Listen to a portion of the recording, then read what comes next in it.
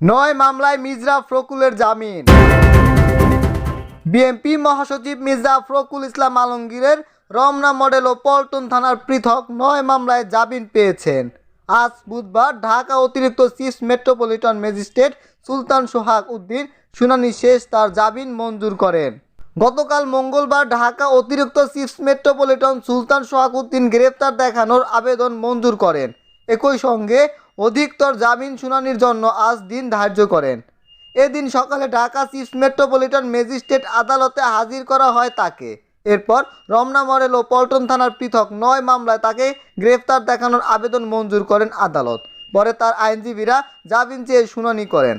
শুনানি শেষে আদালত তার অধিকতর জামিন শুনানির জন্য আজ দিন ধার্য করেন। গত 31শে December Dhaka chief metropolitan magistrate Rezaul Karim Chowdhury আদালত রমনার 3 ও পল্টনের 6 মামলায় গ্রেফতার জামিন শুনানির জন্য 9 জানুয়ারি দিন ধার্য করেন।